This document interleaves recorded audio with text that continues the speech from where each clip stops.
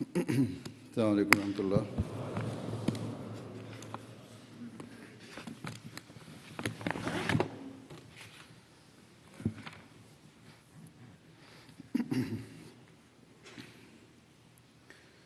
أشهد أن لا إله إلا الله وحده لا شريك له وأشهد أن محمدا عبده ورسوله أما بعد فأعوذ بالله من الشيطان الرجيم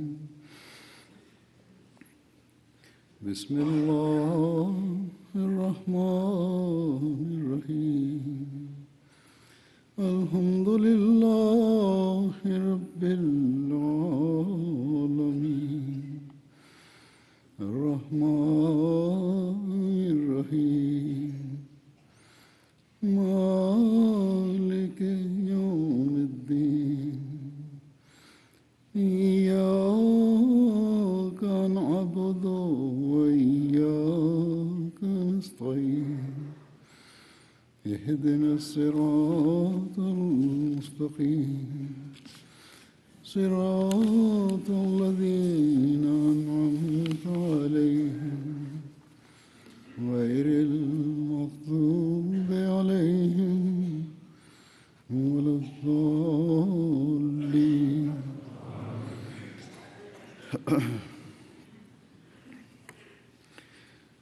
आज मैं जमात के दो Aujourd'hui, करूँगा.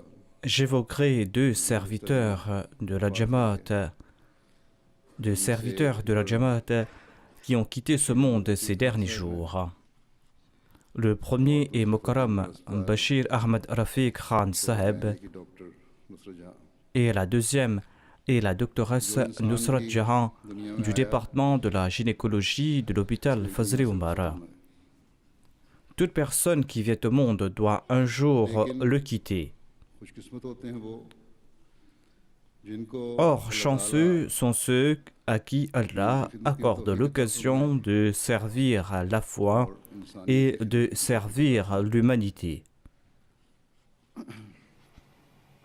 बशीर रफीक खान साहब पुराने दरीना खादिम सिलसिला मुबल्लिग सिलसिला Bashir Rafiq Khan Saab est un ancien serviteur de la communauté. Il était un missionnaire. Il a occupé plusieurs postes administratifs au sein de la communauté अपने फराइज अंजाम देते रहे. et il s'est acquitté à merveille de ses devoirs. तकरीबन 85 साल की उम्र में Il est décédé à Londres le 11 octobre 2016 à l'âge de 85 ans. Inna lillahi wa inna ilayhi raji'un. उन्होंने पंजाब C'est à Allah que nous appartenons et c'est à lui que nous retournerons. Degree Jamia मुबशरीन Bashir Rafiq Saab avait complété sa licence à l'université du Punjab. Il a eu son diplôme de Shahid à la Jamiat al-Mubashirin en 1958. Il appartenait à une ancienne famille Ahmadi.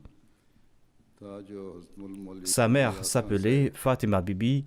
Sahibi Elle était la fille aînée de Maulvi Mohammad Ilyas Khan Saab, qui était lui-même un compagnon du Messie premier alayhi salam. का नाम दानिशमंद खान था.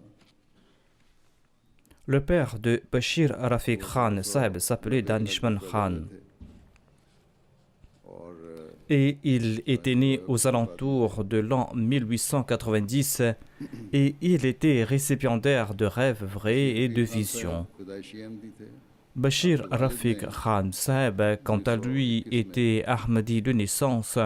Son père a embrassé l'Ahmadiyya en 1921 बाइकआउट भी कर et suite à sa conversion, il a été boycotté par les habitants de son village. रहमतुल्लाह ताला ने एक खत Feu le quatrième calife avait écrit ceci à Bashir Rafiq Khan Saheb à propos de son père. के लिए दुआ की. Il lui a dit: votre lettre me rappelle à tout instant feu votre père ज़ात से पाक et me pousse à prier pour lui. और सच्चाई का मुझे Il n'y avait aucune contradiction entre ses paroles et ses actions. Il était la personnification de la sincérité et de la vérité. Ce sont là les qualités d'un Ahmadi et d'un croyant. होता रहता है Le quatrième calife écrit « J'étais très proche de votre père, je le suis encore, et mes prières à son endroit sont l'expression de cette proximité. Qu'Allah lui accorde des grâces immenses et qu'il fasse que tous ses enfants soient ses véritables héritiers. 1956 में सलीमा नाई साहिबा से Bashir Rafiq Khan Saeb s'était marié à Salima Nahid en 1956. Elle était la fille de Abdurrahman Khan Saeb. साहबी हज़रत मसीह अलैहिस्सलाम के बेटे थे Ce dernier était le fils de Khan Amirullah Khan Saeb, un compagnon du Messie promis à l'Islam. Bashir Rafiq Khan a eu 3 fils et 3 filles. 1945 में खान साहब तलीम इस्लाम college high school Kadian में दाखिल हुए Il est entré à la Talimul Islam High School en 1945 à Qadian. Il avait 14 ans à l'époque. Dans un sermon durant ses jours, Hazrat Muslim Maud avait encouragé les jeunes à dédier leur vie pour la cause de l'Ahmadiyya. Dès que le calife avait terminé son sermon, les jeunes ont présenté leur nom et Bashir Rafiq Khan était parmi ces jeunes hommes chanceux. L'organisation de la Jamaat n'était pas la même que celle d'aujourd'hui et Bashir Rafiq Khan Saheb a reçu une lettre personnelle de Hazrat Muslim Maud l'annonçant que son waqf a été accepté. Bashir Rafiq Khan a continué ses études à Qadian jusqu'au moment de la partition en 1947. Il est retourné dans sa région natale après avoir complété son BEPC ou quelque temps avant la partition. Lorsqu'il étudiait au collège, il reçut un jour une lettre du secrétaire privé qui disait ceci. Hazrat Muslim Maud disait qu'il y avait à Qadian un jeune étudiant d'origine pashtoun qui avait dédié sa vie. Or, on ignore le nom de ce jeune homme et on a perdu les archives en raison de la partition où elles ne sont pas présentes à Rabwa. Essayez de trouver cet étudiant de 1945 qui avait dédié sa vie. Cette lettre arriva chez Bashir Rafiq Khan par hasard et il informa le calife qu'il était l'étudiant en question. Ainsi, le deuxième calife l'ordonna de venir à Rabwa immédiatement et de s'enrôler dans la Talimul Islam College de Lahore et de compléter sa licence. Le troisième calife était le principal de cette institution à l'époque. Le défunt relate, en 1953, les troubles anti-Ahmadi se sont éclatés alors que je préparais mes examens. Nous avons fait nos examens dans ces conditions et j'étais fort triste suite aux résultats de ces examens. J'étais fort triste car j'avais échoué. Or, j'étais aussi troublé. Je me suis demandé pourquoi Dieu m'avait-il montré au préalable les questions de l'examen si je devais échouer. Et d'ailleurs, ces mêmes questions sont sorties pour l'examen. Et de surcroît, le deuxième calife avait annoncé avec conviction que j'allais passer ces examens.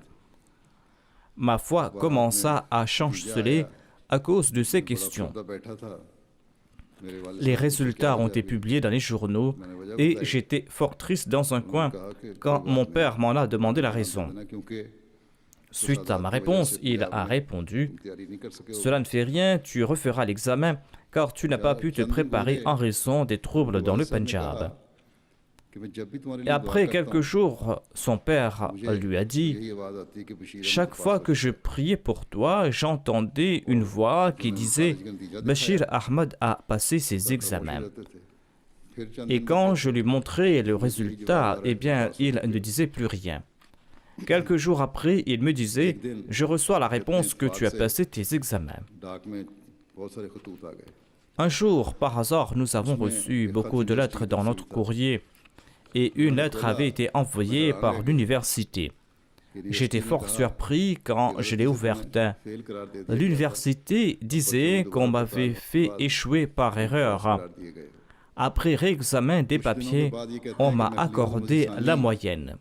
खिदमत में हाजिर हुआ Quelques jours après, je me suis présenté au deuxième calife et je lui ai raconté toute l'histoire.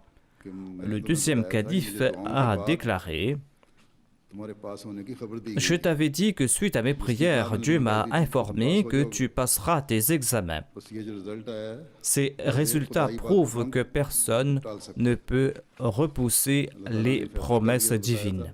ये तो फिर मजाक बन जाता कि अल्लाह ताला Allah avait déjà pris sa décision. Avoir un autre résultat après qu'Allah ait informé le deuxième calife et son père sera une moquerie des paroles वही बात divines. सही साबित हुई जो अल्लाह ताला ने बताई थी। La parole de Dieu s'est réalisée en fin de उसके compte. बाद हज़रत मुस्लिम मौद ने फरमाया कि जामिया में दाखिल हो जाओ Hazrat Muslim Maud और lui a शाहिद की dit: डिग्री हासिल करो। Entre à la Jamia et passe le diplôme de Shahid. कहते हैं कि हमारी Je veux क्लास को t'envoyer sur le terrain pour prêcher le message de l'islam et de l'Ahmadiyya. Jamia की Bashir Rafiq Khan relate: Notre classe a eu l'honneur de recevoir le deuxième calife à quelques occasions à la Jamia महारत हासिल करने के तरीके et il nous a enseigné quelques méthodes pour maîtriser divers domaines de connaissances. तस्लीम सानी ने खास तौर पर इसे तवज्जो दिलाई Le deuxième calife avait insisté que chaque étudiant किताबें खरीदने की devait se constituer une bibliothèque et il devait acheter des livres. हमेशा याद रखनी चाहिए। अब दुनिया में बेशुमार Tout Jamia étudiant de la Jamia doit se souvenir de ces points. उनको Il y a d'innombrables Jamia dans le monde et d'innombrables Waqf Zindagi. Ils doivent tous avoir leur propre bibliothèque. वहाँ भी मैंने उनको कहा था Lors de la rencontre avec les missionnaires la dernière fois à Londres, je leur ai dit qu'ils doivent tous disposer d'une bibliothèque personnelle et ne doivent pas dépendre de celle de la Jamaat. मुबशरीन की दरसगाह से शायद की डिग्री लेकर मैं वकालत तबशीर Le में défunt हाजिर हो relate: गया। Après avoir eu mon diplôme de Shahid à la Jamiatul Mubashirin, je me suis présenté à la Wakalit Tabshir. Mubarak Misa Ahmad était le Wakil Tabshir à l'époque. Il m'a apporté chez le deuxième calife. Et celui-ci a déclaré: Envoyez-le en Angleterre. इंग्लिस्तान जाने के लिए भी वकील तबशीर मुझे अपने साथ ले गए। Avant de me rendre en Angleterre, j'ai accompagné encore une fois le Wakil Tabshir chez le deuxième calife. दुआएं दी J'ai eu une audience avec le deuxième calife et il m'a donné des instructions détaillées que j'ai consignées. Il a prié pour moi, il m'a souhaité adieu, il m'a pris dans ses bras et j'ai été posté à Londres en 1959 et j'ai commencé à servir la communauté en tant qu'adjoint de l'imam de la mosquée de Londres. जब इंग्लिस्तान के लिए रवाना हुए तो एक दिन मौलाना En 1959, je suis parti voir Maulana Jalaluddin Shams करने की दरखास्त pour lui demander des conseils avant de me rendre en Angleterre. इमाम मस्जिद अंदर रहे थे। Maulana Jalaluddin Shams a servi pendant longtemps comme l'imam de la mosquée de Londres मैं तुम्हें कहता et हूँ, il m'a prodigué différents conseils. Il m'en a prodigué un qui m'a été d'un grand avantage au cours de ma vie. कहते हैं मैं मुल्क शाम में शम्स साहब ने फरमाया कि मैं मुल्क शाम में मुबल्लिग था। Maulana Jalaluddin Shams a relaté: Mughal घराने के Quand j'étais dans le Levant, eh bien, Munir al-Husni, qui appartenait à une famille nantie, a accepté l'Ahmadiyya grâce à moi. शाम में फिर जमात फैली है। Il était un ancien Ahmadi, un Ahmadi très sincère, et la Jamaat a progressé en Syrie après sa conversion. और जोश तरक्की करता गया। Jalaluddin Shams relate: Sa passion et son enthousiasme à servir la religion n'a cessé de croître par la suite. Munir al-Hasni venait à la mission tous les jours après la prière d'Asr. Nous avions une mission en Syrie à l'époque, il n'y avait aucune restriction à l'époque. इसरार करते थे। Et Munir al-Hasni préparait des repas pour moi avec beaucoup d'enthousiasme et il insistait beaucoup à cet égard. Et nous consommions tous deux ce repas le soir. Un soir, lors du repas, j'ai dit à Munir al-Hasni qu'il y avait trop de sel dans le repas फिर कहने लगे et qu'il devait en être vigilant à l'avenir. जानते हैं Munir al-Hasni était silencieux pour quelques instants et par la suite il a dit: Maulana Saheb, vous savez très bien que je possède de nombreux domestiques à mon service à la maison. Il était très riche. Il dit que quand je retourne à la maison le soir, c'est mon domestique qui délie les lacets de ma botte. Chez moi, je n'ai jamais préparé ne serait-ce qu'une tasse de thé. Je viens ici préparer votre repas afin de mériter le plaisir divin. Sinon, pourquoi donc devais-je préparer votre repas? Si j'ai mis trop d'épices ou moins d'épices dans votre repas, veuillez m'en pardonner, car préparer le repas n'est pas ma vocation. Jalaluddin Shams relate à ce propos que ceci m'a appris que les membres de la communauté nous servent de gaieté de cœur, non pas en raison de notre personne. Ils nous servent pour mériter le plaisir d'Allah et par amour pour la communauté Ahmadiyya. N'oublions jamais que celui qui nous sert nous accorde en fait une faveur. S'il y a des lacunes à cet égard, eh bien, nous n'avons pas le droit de les réprimander, nous n'avons pas le droit de faire des reproches. Allah a accordé à la Jamaat du Messie premier l'Islam des personnes emplies d'une fidélité et d'un dévouement extraordinaire. Il l'a fait depuis le début et il ne cesse de le faire jusqu'à présent. Bashir Rafiq Khan relate en 1964, Chaudhry Rahmat Khan, qui était l'imam de la mosquée de Londres, a dû retourner au Pakistan en raison de sa maladie. Et j'ai été nommé l'imam de la mosquée de Londres. En 1960, Bashir Rafiq Saheb a lancé le magazine Muslim Herald en anglais. C'était un journal composé de 10 pages au début. Il était l'éditeur de ce périodique et il faisait tout lui-même. En 1962, il a lancé le bimensuel Akhbar-e Ahmadiyya suite à l'encouragement de Hazrat Sahibzada Mirza Bashir Ahmad Saheb. Bashir Rafiq relate: j'étais le fondateur de ce journal et j'en ai été l'éditeur pour longtemps et j'ai eu l'occasion d'écrire des articles régulièrement. Bashir Rafiq était un fin intellectuel. Il a aussi été l'éditeur du journal La Revue des religions, lancé par le Messie premier l'Islam. Le troisième calife a effectué 8 visites en Europe lors de son califat après 1967. Et Maulana Bashir Rafiq Saheb était de la délégation du calife lors de 7 de ses visites.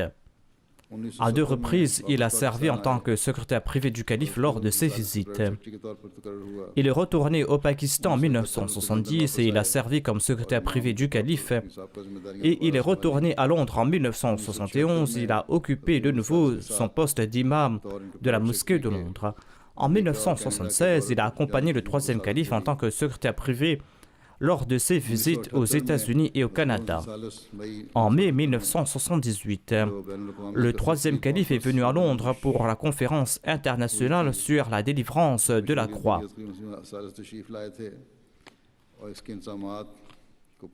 Et les membres de la Jamaat du Royaume-Uni, la Majlis Amla de ce pays, ainsi que les membres du comité organisateur ont travaillé jour et nuit pour compléter les préparatifs de cette conférence. Ils ont montré un grand exemple de travail d'équipe. Bashir Rafiq Khan était l'imam de la mosquée de Londres de 64 à 70, de 71 à 79. Il était l'éditeur de Muslim Herald de 69 à 79, secrétaire privé du 3e calife de 1978 à 1971. En novembre 1985, il a été nommé comme Wakil Diwan du Tahrik Jadid. Il a occupé ce poste jusqu'en 1987. Il a été Additional Wakil Tafsir de Rabwa de 82 à 85, Additional Wakil Tabshir à Rabwa de 85 à 84, Additional Wakil Tasnif de Londres de 87 à 97, éditeur de la Review of Religion de 83 à 85, président du comité des éditeurs de la Review of Religion de 88 à 95. De 71 à 1985, il a été membre de la Sadr Anjuman Ahmadiyya du Pakistan, membre du comité d'Ifta de 71 à 73, membre du comité de la CASA de 84 à 87. Il a occupé des postes à l'extérieur de la communauté. Il a été membre et vice-président du Rotary Club de Wandsworth. Il a aussi été le président du Rotary Club. En 1968, il a été invité par le président Tubman du Libéria comme invité spécial et il a reçu le titre de chef honorifique du Libéria.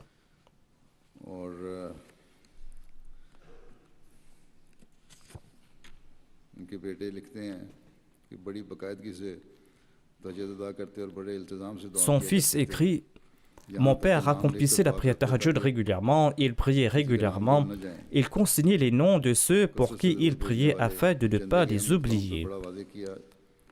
Il envoyait en grand nombre des salutations sur le saint prophète Mohammed paix soit sur lui. Il nous a expliqué l'importance des contributions financières. Le colonel Nazir, le frère du défunt, relate cet incident lorsque le deuxième calife l'avait appelé. J'en ai fait mention brièvement. À l'époque, Bashir Rafiq Khan s'était inscrit dans une faculté de loi. Son père lui a envoyé la lettre du deuxième calife qu'il avait reçue. Bashir Rafiq disait au deuxième calife qu'il pourrait mieux servir la Jamaat en tant qu'avocat. Le deuxième calife lui a répondu: nous avons besoin d'avocats d'ordre religieux et pas d'avocats de ce monde. L'honneur, la richesse, la renommée qu'il désire acquérir en ce monde, Allah le lui accordera grâce aux bénédictions de son waqf. Quand son père a présenté cette lettre à mon frère, c'est-à-dire à Bashir Rafiq, eh bien, il est parti à Rabwa sur le champ avec ses affaires. Et voyez comment Allah a accompli ses paroles. S'il était devenu un avocat, il aurait été un avocat de ce monde. Or, il a reçu les honneurs de ce monde ainsi que l'occasion de servir la religion. Son frère ajoute, tout comme l'a écrit le deuxième calife, il a reçu ce statut grâce aux bénédictions du waqf. Il a eu la renommée, il a eu ce statut, il a eu tout cela grâce au waqf. Il a mené une vie remplie par la grâce d'Allah. Il était aussi très fidèle envers le calife.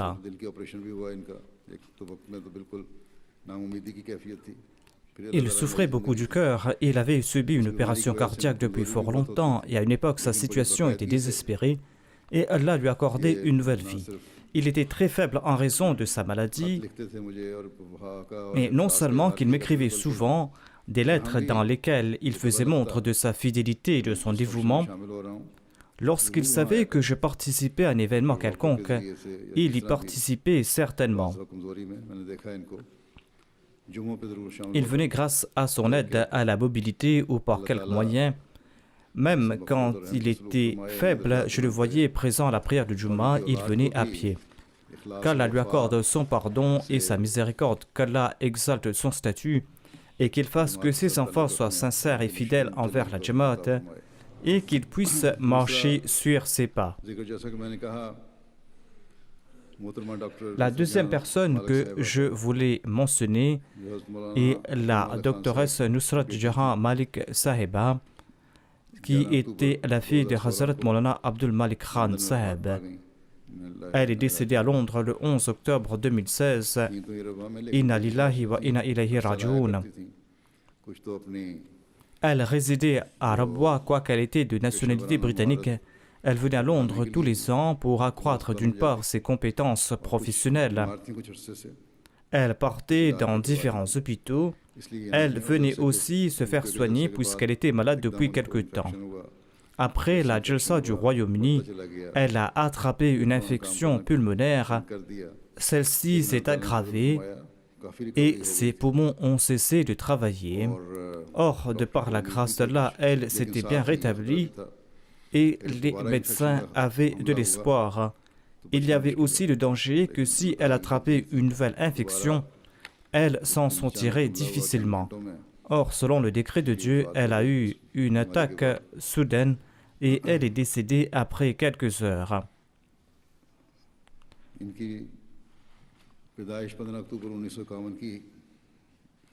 Elle est née le 15 octobre 1951 à Karachi. Son père, Muhtaram Maulana Abdul Malik Khan Sahib, était un ancien serviteur de la communauté. Il était le fils de Khan Zulfikar Ali Khan Sahib, qui était originaire de Najibabad, du district de Bajnour, de la province de l'Uttar Pradesh. Le grand-père de la doctoresse Nusrat Jahan a prêté allégeance au Messie premier d'Islam par courrier en 1900. Il a rencontré le Messie premier d'Islam en 1903 et suite au souhait du Messie premier d'Islam, Hazrat Khan Zulfikar Ali Khan Sahib a dédié son enfant pour la cause de la foi. Et il avait dédié Maulana Abdul Malik Khan Sahib, son fils, dès son enfance, quoiqu'il soit né en 1911. Après avoir étudié à la Madrasa Ahmadiyya, il a complété ses études de Maulvi Fazil en 1932 à l'université du Punjab. Par la suite, il a eu un très bon emploi, mais son père lui a écrit « Je ne t'ai pas envoyé faire des études afin que tu puisses acquérir les biens de ce monde. » Un de mes fils lui a aussi œuvré en faveur de la foi. Ainsi, dès qu'il a reçu cette lettre de son père, Maulana Abdul Malik Khan Sahib a donné sa démission. Il est retourné à Qadian et il a participé dans la classe des missionnaires. Sa fille, la docteure Nusrat Jahan, a fait preuve de la même sincérité, de la même fidélité, de la même passion. Elle a étudié au Royaume-Uni. Elle avait fait son MBBS au Pakistan pour ensuite se spécialiser au Royaume-Uni. Là où elle était, elle aurait pu récolter des centaines de milliers de roupies.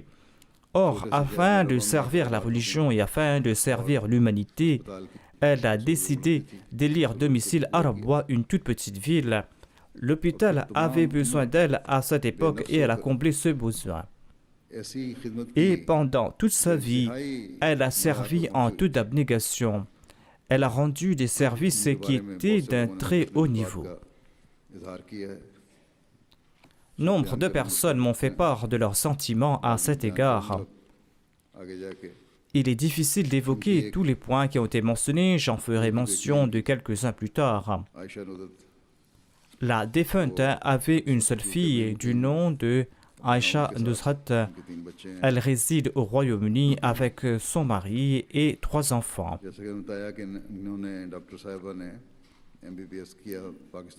La défunte a complété son MBBS à la Fatima Jinnah Medical College du Pakistan. Elle a ensuite suivi le cursus en COG de la Royal College of Obstetricians and Gynecologists. Et elle a commencé à servir à la Fazl Umar Hospital en 1985. Elle a commencé à servir à partir du 20 avril 1985 jusqu'à présent.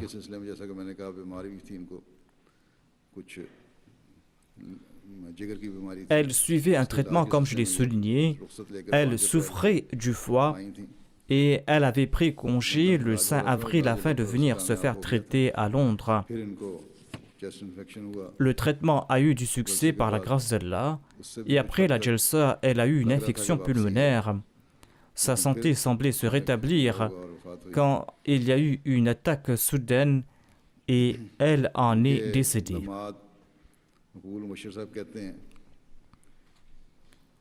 Maqbool Mubashir, son gendre, relate: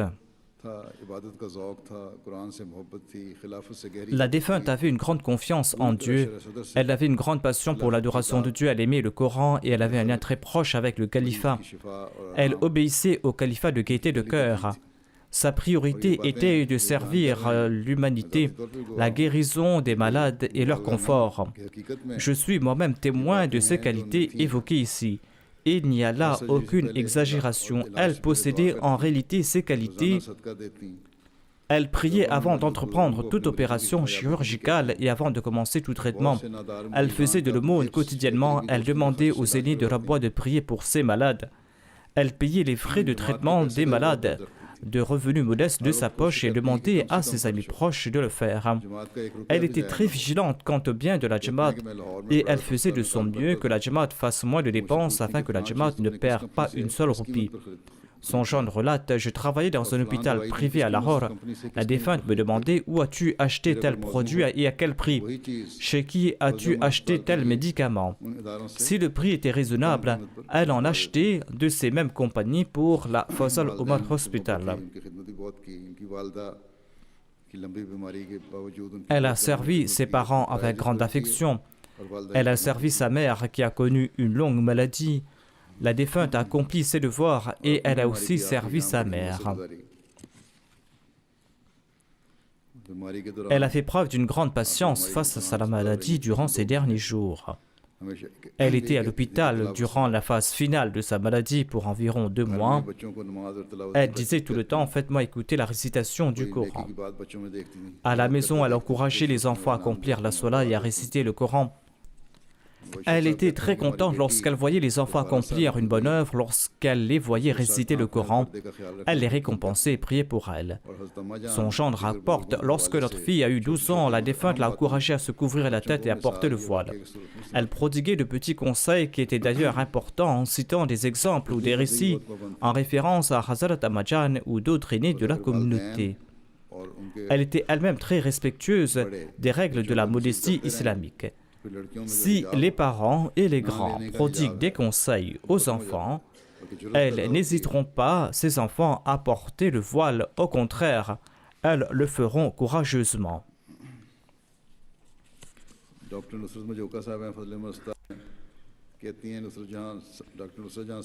La docteure Nusrat Mojoka travaille à l'hôpital Fazle Omar. Elle relate: je connais la docteure Nusrat Jahan depuis environ 18 ans. Quand j'ai commencé mon internat, le département de la gynécologie a été lancé à l'hôpital Fazle Omar.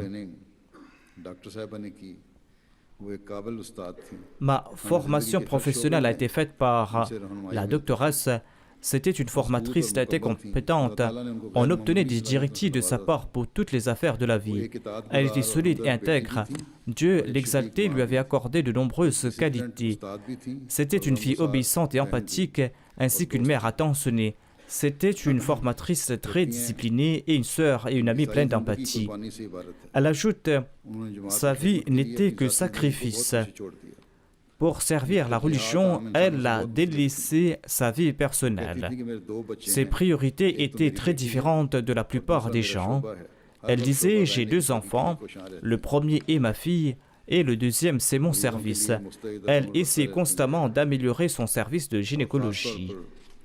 Elle était toujours prête à servir ses patientes. Elle était particulièrement attentionnée vis-à-vis des serviteurs pauvres de la Jamaat. Elle leur téléphonait également régulièrement si leur femme tombait malade pour s'enquérir de leur état. Elle était très aimante envers ses collègues. S'il arrivait qu'elle leur demande de travailler davantage lorsque cela était nécessaire, par exemple si l'état d'un patient le nécessitait, alors elle envoyait des repas pour eux de chez elle.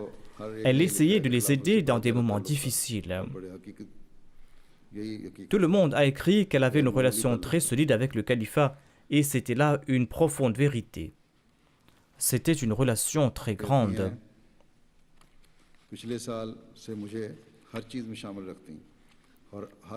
Elle continue: depuis l'année dernière, elle m'impliquait dans tout ce qu'elle faisait, dans toutes choses importantes. Elle m'a appris tous les types de chirurgie, de gynécologie. Elle me disait qu'elle avait très peu de temps, mais à ce moment, je ne réalisais pas ce qu'elle voulait dire, car elle était très active. Mais maintenant, après son décès, j'ai compris qu'elle devait le savoir en raison de sa maladie.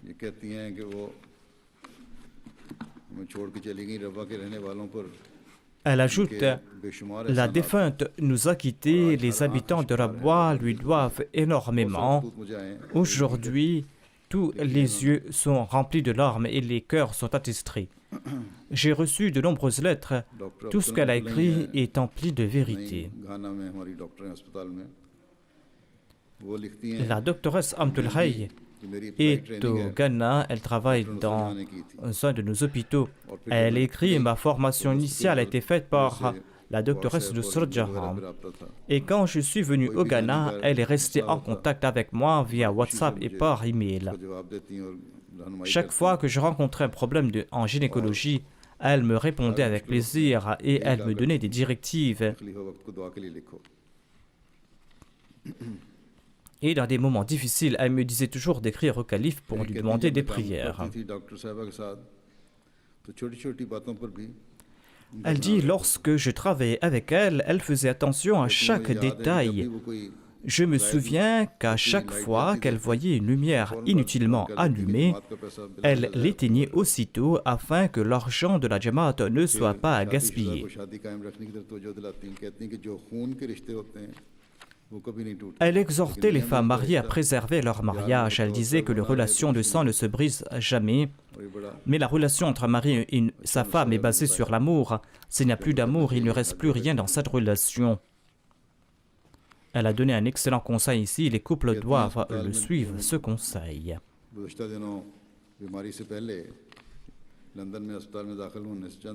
Ces derniers jours, avant sa maladie, quelque temps avant d'être admise à l'hôpital, elle m'a téléphoné et elle m'a dit qu'une nouvelle salle de gynécologie a été construite à Rabwa. Je ne sais pas si je pourrais aller la voir. Elle m'avait également dit qu'il se peut que cela prenne du temps et qu'il ne faut pas attendre et qu'il faut faire inaugurer cette salle par le Nazir Allah. Et j'ai envoyé cette directive et elle a dit que les affaires de la Jamaat ne s'arrêtent pas pour une personne. Le docteur Nouri est le directeur de la Tahir Heart Institute de Rabwa. Elle dit: depuis plus de 9 ans, j'ai eu l'occasion de travailler avec la docteure Nusrat Jahan Saheba à l'aile Zubayda Bani de l'hôpital Fazl Omar et au Tahir Heart Institute. Elle possédait des qualités que l'on retrouve chez très peu de médecins d'aujourd'hui. C'était une femme très pieuse qui faisait beaucoup de prières. Elle possédait de grandes qualités morales, elle était imprégnée de la crainte de Dieu. Elle priait pour ses patients, elle respectait minutieusement le principe du voile. Elle possédait une grande connaissance du Coran. Elle suivait l'exemple établi par le saint prophète Mohammed lui et le Messie premier l'Islam. Elle a également étudié au Royaume-Uni et elle venait aussi dans les hôpitaux anglais pour se former, mais elle a toujours porté le niqab et elle portait toujours la burqa. Elle n'a jamais été victime de quelque complexe. Elle a travaillé tout en respectant le principe du voile. Elle était donc un exemple pour ces femmes, ces jeunes femmes qui avancent comme excuse qu'elles ne peuvent travailler en portant le voile. Le docteur Nouri continue: elle était une experte dans ce domaine. Elle avait de grandes connaissances techniques et elle travaillait tout en mettant à jour ses connaissances. Et elle ne se souciait jamais de l'heure lorsqu'elle travaillait. Elle n'a jamais abusé des avantages disponibles. Elle sacrifiait ses vacances pour des patients en état critique et travaillait plus de 12 heures par jour. Le docteur Nouri ajoute: je me souviens qu'une fois, elle a travaillé toute la nuit sur un cas compliqué d'accouchement. Elle informait les patients sur les options possibles en les rassurant, ce qui faisait que les patients avaient une grande confiance en elle. Elle respectait les règles et les principes et elle remplissait ses devoirs avec beaucoup d'honnêteté. Des gens lui disaient et m'écrivaient aussi qu'elle était très stricte. Si elle était stricte, c'était en raison des principes, mais elle avait un cœur très tendre. La générosité et l'empathie faisaient partie de ses qualités principales. Le docteur Nouri raconte: il y avait une femme âgée qui était admise à la Tahir Heart Institute. Elle a raconté ceci. Un jour, la docteure repartait chez elle en voiture après avoir fini son travail. Quand elle me vit tout près de l'hôpital, sur la route Aqsa, elle s'arrêta et posa sa main sur ma nuque avec beaucoup d'assurance et elle s'enquéra au sujet de ma maladie. Et sur place, elle me conseilla un médicament qu'elle mit sur une ordonnance et elle partit. Elle était très éloquente. Son père, Maulana Abdul Malik Khan Saheb, était un très grand orateur. Forzia Shamim Saheba, la présidente des Lajna de Lahore, a raconté au docteur Nouri Saheb que lorsqu'elle était invitée à Lahore pour s'adresser au Lajna, sa personnalité et son éloquence avaient un grand impact sur l'audience. Elle s'exprimait au sujet de l'Ahmadiyya, du califat et des grâces d'Allah l'exalté. On voyait dans sa manière de s'exprimer qu'elle était l'ombre de son père, Maulana Abdul Malik Khan Saheb. Elle était fidèle et sincère envers le califat. Elle évoquait les paroles du calife lors des réunions, des séminaires, même pendant ses rondes de service. Son lien avec le califat n'était pas visible que dans ses paroles, mais également dans ses actes. C'était en fait une femme exemplaire. Le docteur Mohammad Arshad Saheb écrit: Dieu lui avait accordé une grande perspicacité et une grande vision.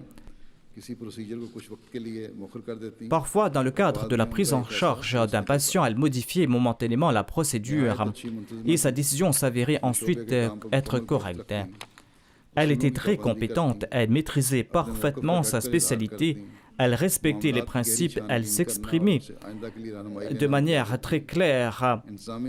Elle avait l'habitude d'investiguer profondément chaque affaire et elle tirait les conclusions pour les prochaines fois.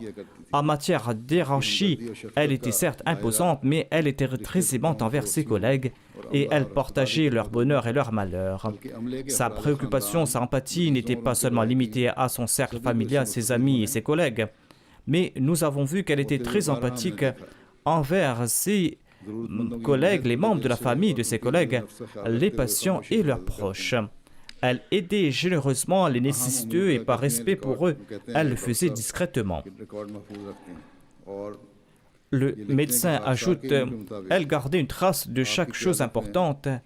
Il ajoute: d'après ma connaissance, sous sa direction, les archives du service de gynécologie étaient les mieux préservées et les mieux protégées.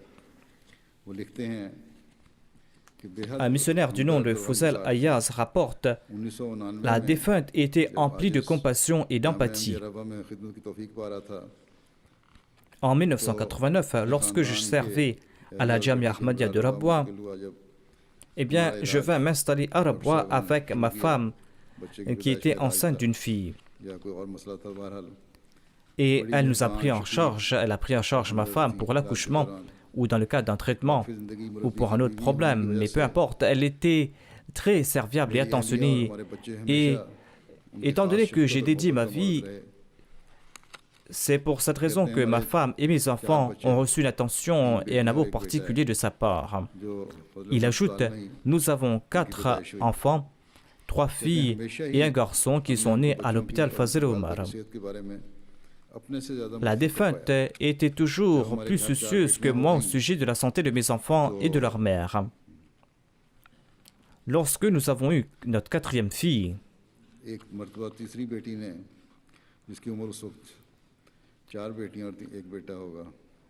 cela devait être 4 filles et un garçon. Alors notre 3e fille, dit-il, notre 3e fille qui n'avait 4 ans est partie chez elle et lui a dit: pouvez-vous nous apporter aussi un frère? La doctoresse l'a embrassé et lui a dit: prie pour qu'Allah t'accorde un frère. Et par la suite, quand ma femme était de nouveau enceinte, la docteure a prié de son côté et elle a écrit au 4e calife pour des prières et disait à chaque personne qu'elle rencontrait de prier pour cette femme. Le missionnaire ajoute: finalement, Allah nous a accordé sa grâce et nous avons eu un fils. Et elle est venue en personne chercher ma fille à la maison en lui disant: Allah t'a accordé un frère. Ensuite, elle nous a déposé, ma femme et moi, dans sa voiture personnelle à la maison. De nombreux patients de Ahmadi venaient la consulter. Elle raconte qu'un mullah de Chignot était venu la voir. Sa femme n'arrivait pas à concevoir. Et grâce à sa prise en charge, Allah l'exalté a fait montre de sa grâce et la femme est tombée enceinte. La docteure a dit que ce mullah est entre mes mains pendant 9 mois et elle lui prêcha énormément sans aucune peur.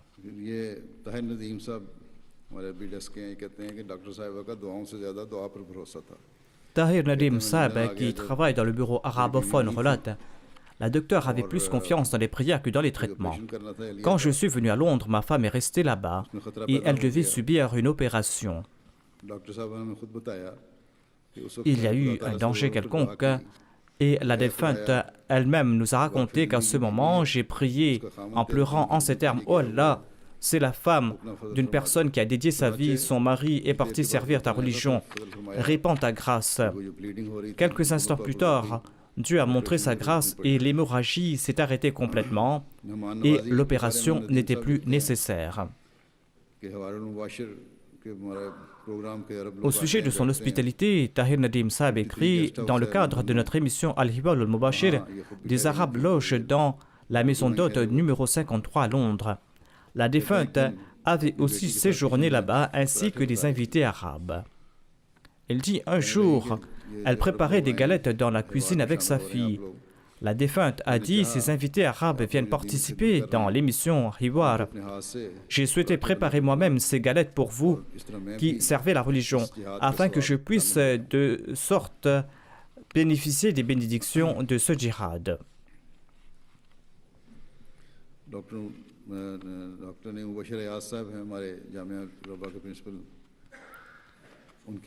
Mubashir Ayaz Saab est le directeur de la Jamia de Rabwa.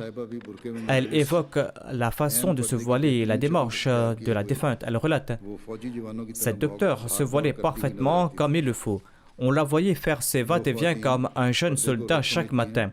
C'est un exemple parfait pour les femmes qui considèrent le voile comme un empêchement.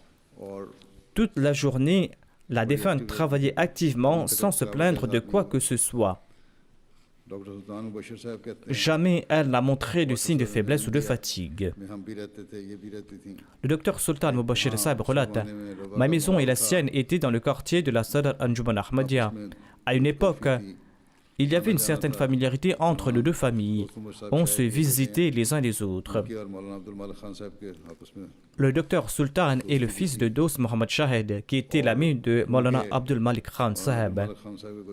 Comme Abdul Malik Khan Saheb n'avait aucun fils, Dost Mohammad Shahid lui demandait à son fils de leur demander régulièrement s'il n'avait pas besoin de quelque chose à ramener des magasins. Donc, il visitait leur maison et il y était familier.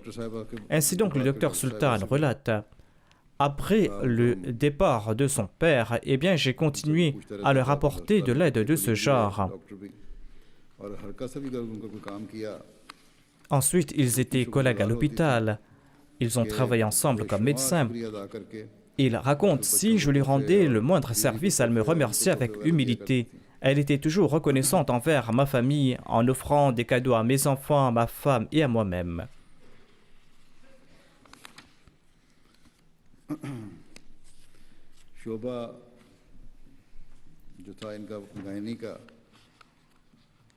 Elle était gynécologue de profession et elle se rendait au Royaume-Uni une fois par an pour connaître les nouvelles procédures médicales.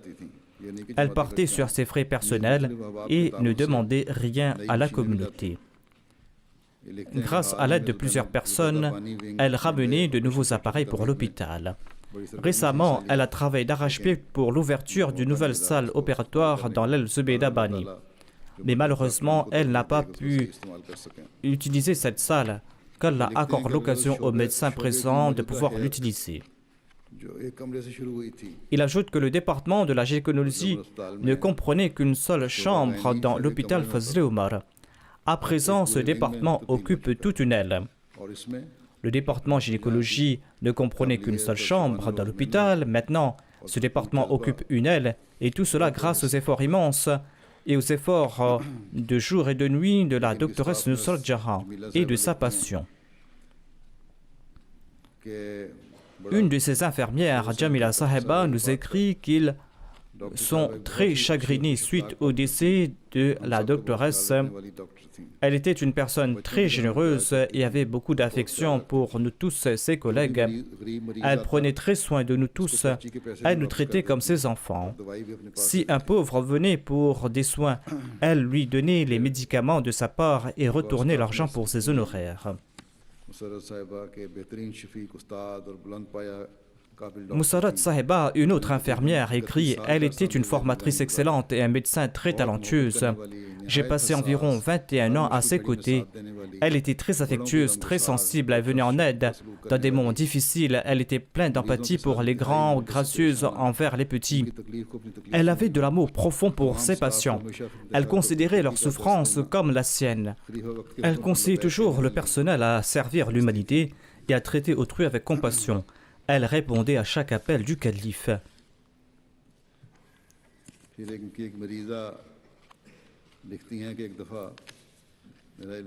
Une de ses patientes a écrit qu'en tant qu'épouse d'un Waqf Zindagi, la défunte était très attentionnée à son égard.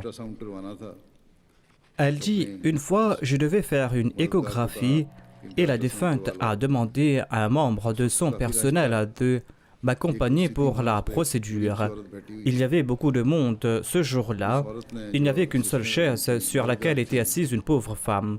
L'assistante a demandé à cette pauvre de se déplacer pour que je puisse m'asseoir parce que j'étais la patiente de la docteure. Mais nous avons entendu une voix derrière nous qui nous interdisait de faire bouger cette femme et de la laisser assise. La docteure apportait elle-même une chaise pour moi afin que l'autre femme ne soit pas blessée parce qu'on l'avait déplacée. Tous les patients sont les mêmes, mais d'autre part, elle voulait que l'autre patiente ait un lieu pour s'asseoir. C'est pour cette raison qu'elle a apporté en personne une chaise et y a placé sa malade.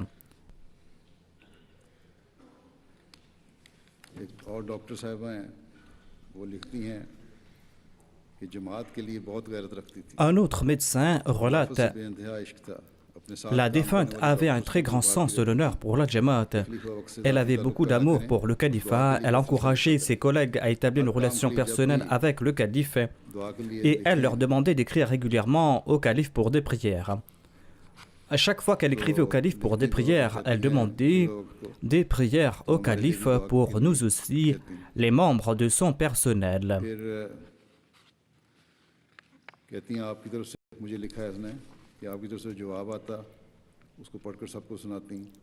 Et lorsqu'elle recevait une réponse de la part du calife, elle lisait à tout le monde et la joie se lisait dans ses yeux et il y avait un tremblement dans sa voix. Cette personne relate, elle était pour nous source de renouvellement de notre foi.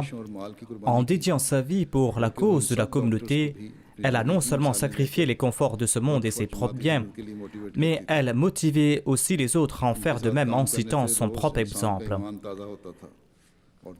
En travaillant avec elle, notre foi augmentait et notre cœur s'emplissait de l'importance du Waqf.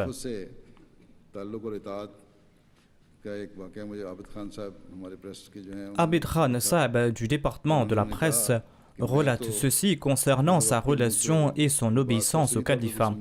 Elle lui a dit une fois que peu importe la parole du calife, même si ce n'est pas un ordre, moi je considère cette parole comme un ordre et je l'applique dans ma vie. Voilà son niveau de loyauté et d'obéissance envers le califat.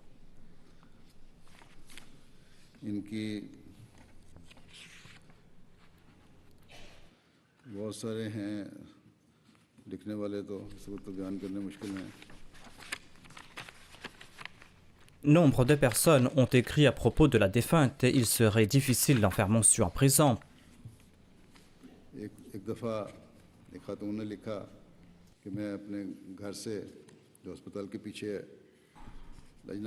Une dame a écrit « Je partais au bureau de la Lajna de ma maison qui se trouve derrière l'hôpital.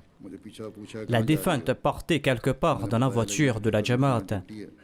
Elle m'a demandé où j'allais et j'ai répondu que je partais au bureau de la Lajna pour accomplir telle ou telle tâche. Elle a dit au chauffeur « Nous allons la déposer au bureau de la Lajna d'abord, car elle part servir la communauté. » Elle a ajouté « J'utilise la voiture de la Jamaat uniquement pour les travaux de la Jamaat. »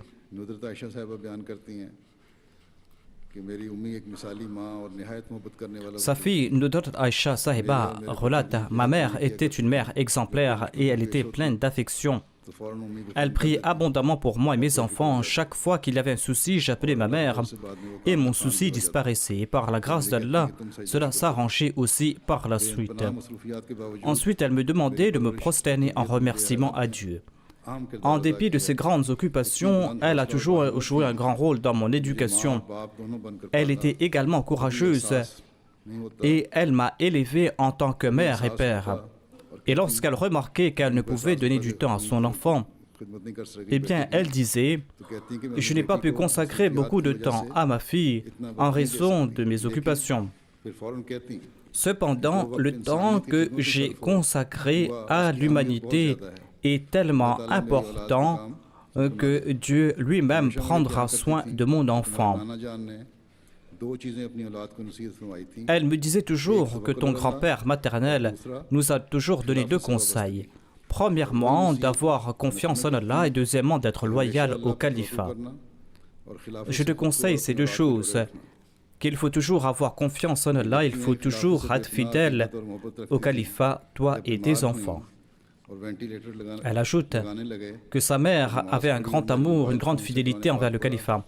Lorsqu'elle est tombée malade, avant qu'on lui place sous respiration artificielle, elle a prié et elle a lu le Saint-Coran de mon téléphone. Elle a demandé une feuille et un stylo. Elle a dit que l'on doit écrire régulièrement au calife pour des prières. La fille écrit que j'ai toujours vu ma mère remplie d'enthousiasme et de loyauté dans les services qu'elle a rendus à la communauté. Ma mère a débuté sa carrière à l'hôpital Fazl Omar dans une petite chambre. D'un côté, il y avait un canapé, de l'autre côté, il y avait une table et une chaise. Grâce à son engouement à servir et grâce à ses prières, elle a obtenu une salle d'accouchement et un bâtiment indépendant pour le département de la gynécologie. Elle et ses collègues ont tous fait beaucoup d'efforts pour que ce soit un département réussi. Elle partait elle-même pour acheter le matériel médical à Lahore et à Faisalabad. Je partais des fois avec elle. Elle prenait des devis de chaque magasin et essayait d'économiser le plus possible l'argent de la Jamaat. Une fois, ma fille Alia est partie à Rabwa pour 15 jours. Ma mère l'a pris avec elle dans l'équipe pour qu'elle puisse l'aider à taper sur l'ordinateur, parce qu'elle était rapide. Elle lui dit que servir la Jamaat est une bénédiction et qu'elle doit profiter de cette bénédiction. Elle était tellement prise par sa profession qu'elle avait le sourire au visage lorsqu'elle entendait le nom de l'hôpital lorsqu'elle était malade. Et lorsqu'elle était de somnolence, elle se souvenait des machines et nommait les marques de ces machines à voix haute. Cela surprenait les infirmières anglaises qui me demandaient ce qu'elle disait. Elle avait une grande confiance en Allah. Après quelque temps, elle n'a pas pu parler. Elle avait perdu la parole lorsqu'on lui a mis un valve. Les premiers mots qu'elle a prononcés étaient « Ma fille, place la confiance en Allah. » Et si je pleurais, elle disait qu'il fallait se tourner vers Allah. Qu'Allah accorde la patience à sa fille unique et qu'elle puisse mettre en pratique les conseils que sa mère lui a prodigués et qu'elle soit à la hauteur de ses attentes.